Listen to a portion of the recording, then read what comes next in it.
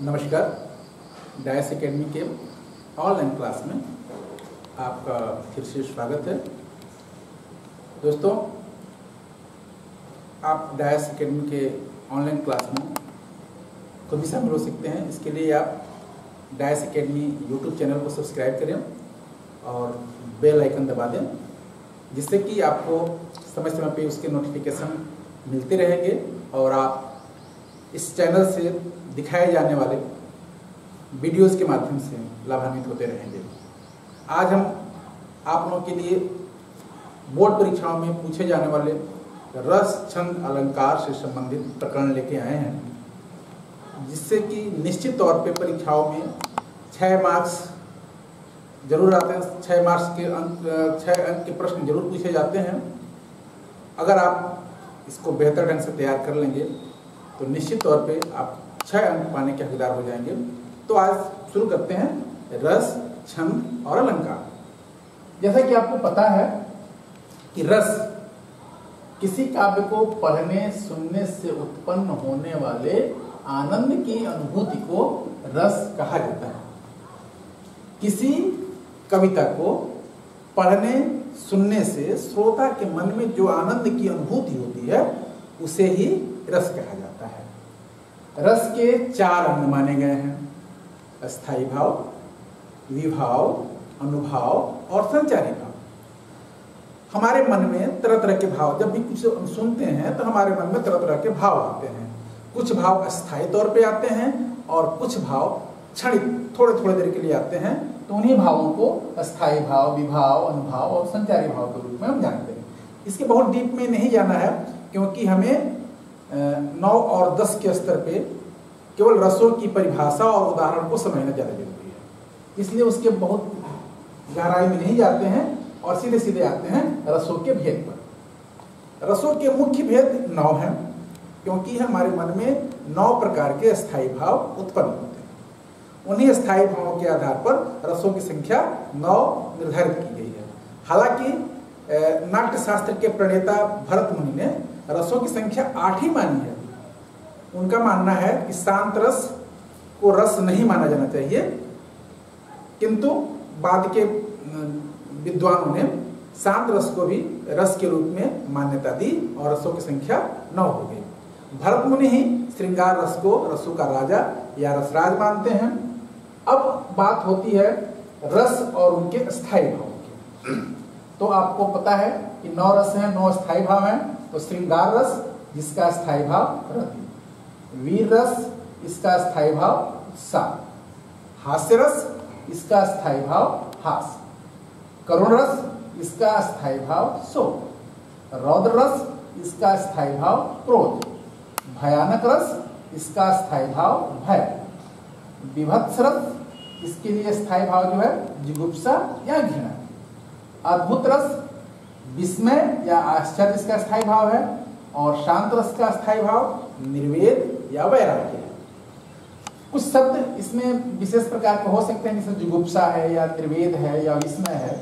इनके सामान्य भाषा में इन शब्दों का अर्थ जानना बहुत जरूरी है। जब भी जुगुप्सा शब्द आए तो आप जानिए कि इसका भाव घृणा से है, विस्मय इसका भाव आश्चर्य से है और निर्वेद इसका मतलब मन में उत्पन्न होने वाले वैराग्य से है।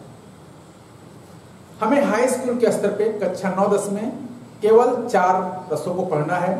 कक्षा 9 में 2 रसों को, श्रृंगार रस और वीर रस को, और कक्षा 10 में 2 रसों को, हास्य रस और करुण रस को। इसलिए हम, चूंकि आज का ये वीडियो हमारा कक्षा 9 और 10 के विद्यार्थियों को समर्पित है, इसलिए मुख्य रूप से इन्हीं 4 रसों पे हम फोकस करेंगे।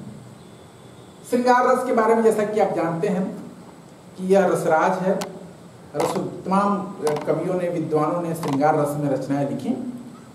जहां काव्य में 2 प्रेमियों के मिलन या विछोह का वर्णन हो, वहां मन में अस्थायी भाव के रूप में रति की उत्पत्ति होती है, तो वो श्रृंगार रस है। श्रृंगार रस के मुख्य 2 भाव हैं। एक पक्ष है इसका मिलन और दूसरा पक्ष है संयोग। तो एक इसके 2 भेद बना दिए गए, एक संयोग श्रृंगार रस और दूसरा विप्रलम्ब श्रृंगार, वियोग श्रृंगार रस। इसके तमाम उदाहरण आपको काव्यों में कवियों के माध्यम से मिल जाएगा, पुस्तकों में है। जैसे राम देखे सिया को, सिया राम को, दोनों अखियां मिली तो मिली रह गई। इसी तरह से विप्रलंब श्रृंगार के भी बहुत सारे उदाहरण हैं कि ब्रज के विरही लोग दुकारे, कृष्ण के चले जाने पर पूरी ब्रज की गोपियां विरह में दुखी हैं। मैं इस पर ज्यादा फोकस नहीं करना चाहता, क्योंकि बोर्ड की परीक्षा में 10वीं क्लास में जो मुख्य रूप से जो इस पर अलग से मैं फिर से एक वीडियो बनाऊंगा कक्षा 9 के विद्यार्थियों के लिए, खासतौर पे कक्षा 10 के विद्यार्थियों के लिए जो मुख्य रूप से जो पढ़ना है वो है हास्यरस और करुण रस। तो आज हम विशेष रूप से इन्हीं दो रसों पर फोकस करेंगे, हास्यरस पर और करुण रस पर।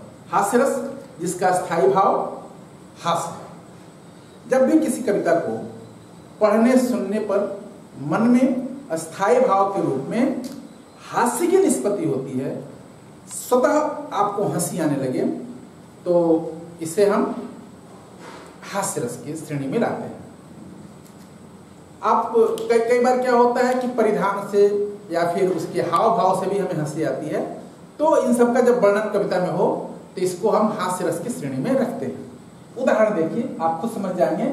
इस सेठ भिखारी दास का बेटा लक्ष्मी चंद, सेठ भिखारी दास का बेटा लक्ष्मी चंद शादी को बेचैन था, एक नेत्र था बंद, एक नेत्र था बंद, रात दिन आहें भरता, शिव शंकर की पूजा नित्य नियम से करता, भोले हुए प्रसन्न कहावर मांगो भैये, भोले हुए प्रसन्न कहावर मांगो भैये, वो बोला वर नहीं हमें तो कन्या चाहिए।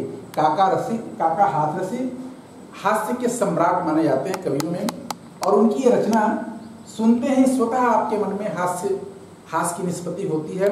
तो अब इससे अच्छा उदाहरण हास्य रस का हो नहीं सकता।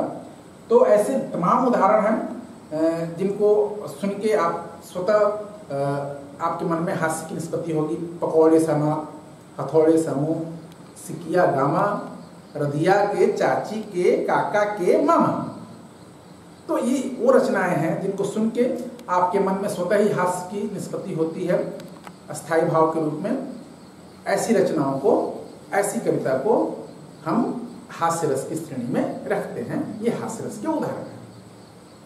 करुण रस जिसका स्थायी भाव शोक है। जब किसी कविता को पढ़ने सुनने से अनुभाव, विभाव और संचारी भावों के संयोग से मन में स्थायी भाव के रूप में शोक की निष्पत्ति होती है, तो वहां करुण रस होता है। मुख्य रूप से बात स्थायी भाव की ही है। जब आपके मन में, आपका मन किसी कविता को पढ़ के शोक संतप्त हो जाए, शोक से आकुल होने लगे, तो उस कविता में अस्थायी भाव के रूप में शोक है और वह कविता शोक रस में, करुण रस में मानी जाएगी कि वह कविता करुण रस की कविता है। मैथिली शरण गुप्त जी की यशोधरा वो ग्रंथ है जिसमें करुण रस प्रमुख रस के रूप में है। तो उसी का एक उदाहरण कि नयन उन्हें है निष्ठुर कहते, नयन उन्हें है निष्ठुर कहते, पर इनसे जो आंसू बहते, सदैव हृदय वे कैसे कहते, गए तरस ही खाते, सखी वे मुझसे कह के जाते, सखी वे मुझसे कह के जाते। ये कविता मैथिली शरण गुप्त जी की रचना है जो यशोधरा में संकलित है और करुण रस का बहुत ही उत्तम उदाहरण है। अगर आप इन उदाहरणों को, इस परिभाषा को ध्यान से सुनते हैं, पढ़ते हैं और देखते हैं, तो निश्चित ही परीक्षा में अच्छे अंक प्राप्त करेंगे और रसों से संबंधित जब प्रश्न आएगा तो निश्चय ही उसे हल कर पाएंगे। आगे हम फिर मिलेंगे छंद के साथ, अलंकार के साथ। तब तक के लिए धन्यवाद। सब्सक्राइब करें इस चैनल को और अधिक से अधिक शेयर करें। बहुत बहुत धन्यवाद। लाइक करें।